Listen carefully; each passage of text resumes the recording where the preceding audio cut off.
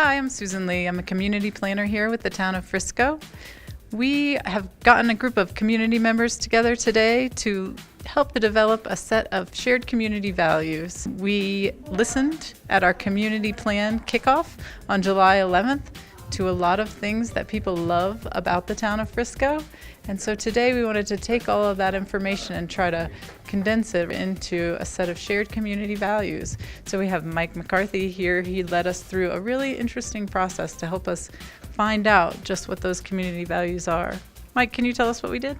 Absolutely. So what we did today is we used a process called appreciative inquiry, and we had groups read the note cards from the planning meeting as well as share their own stories. And through what was on the note cards and the stories, we were able to synthesize down into the things that people valued most about the Frisco community, the things that they loved, the things that they cherished. And in small groups, we had community members work to create the values that you see behind us. And so we came up with several options, and we're going to continue to synthesize those down into values that represent where we've come from, where we are today, and where we hope to go in the future as a community. Hi, I'm Joyce Algier, and I just got to participate with a number of our citizens in a really engaging and interactive process of talking about Frisco's values. So I want to go over the outcome of this hard work that people did for over 2 hours. It was probably close to 2.5 hours to really dig deep, talk about what's important, as Michael said, and what the outcome was. So there are some really important themes here. History is important. We need to cherish history, or we do cherish history. That's a value. I thought this was especially direct and succinct, and it got a lot of dots here from the people participating, which meant it was really important to them. We want to preserve and understand our history while allowing or accepting change, being thoughtful about our future, being respectful of our past, and allowing history to guide our future. Another central theme is environmental care, our environment, and I think it came up as nature and wilderness and recreation as well. But Frisco people think that we are a community that is sustainable and cares and preserves the beauty and solitude of the nature that surrounds us. And there were some really interesting quips about people came here for nature, came for the environment, and stayed for the people, which kind of directly flows into a really big theme about community and how people here in Frisco care about each other. We're a culture of kindness. We build belonging and compassion for those that are in and of our community. We pull together during hard times. We care about our environment collectively, and supporting others in need, but also celebrating our place, our sense of place, and the things that go right and the things that we have to be grateful for. And then another interesting theme that's kind of nuanced but kept reoccurring is that of community balance.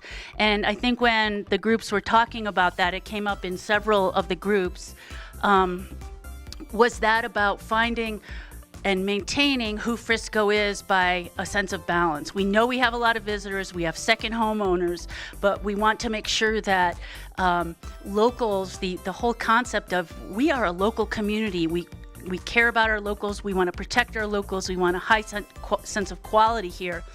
But in the meantime, balancing that with our tourism-driven economy, but finding the right balance. Balance was also defined as economic balance, housing, sort of the social side of sustainability, making sure there's housing, and our environment, making sure we protect that. Economic, recreational, and housing opportunities to achieve a sustainable balance came out on top. Healthy living. We value and want to promote access to open space activities and healthy food to help our bodies and minds flourish. So a very thriving, healthy place on all fronts of our human condition, if you will. I'd say in closing, or maybe just in summary of what we heard here, I think people really value too our sense of the eclectic built space that we have here, which is intertwined with history because we have a lot of historic buildings still standing here and there, and the historic park protects some of those. There's a lot of charm on Main Street. We have this incredible marina. We have community pride in all of those places, which engenders a place, and a spirit of loving to be here with our families and friends. So it kind of comes full circle. It's pretty comprehensive and sustainable in terms of the approach. This town, to me, is really the people of this town. And that's what makes the community. And it is unique in that I've traveled to every ski town in this country, literally, and there is nothing like Frisco. That's just the way it is. It's the people. That it is so important to the Bales Ranch neighborhood and the people of Frisco to preserve that history. And I just thought it was amazing to watch our neighborhood and our community come together to preserve the history in the wilderness to a walkable place. Is the fact that it's a Thursday night. I go and pick my kids up at Fun Club out on the Frisco Peninsula. I can't fit their bikes on my car, so thank goodness I can ride out there on my bike and pick them up on my bike. And we go home, we grab a snack, and we go down to the concert down in the historic park, a free concert, where I'm able to purchase a glass of wine, which is usually needed by then, but it supports our local preschool or whatever nonprofit is happening that day. And the kids get to play and hopefully not destroy anything on a beautiful grass lawn surrounded by historical buildings. And you always find a place on the lawn where you see familiar faces, some new ones, some strange ones.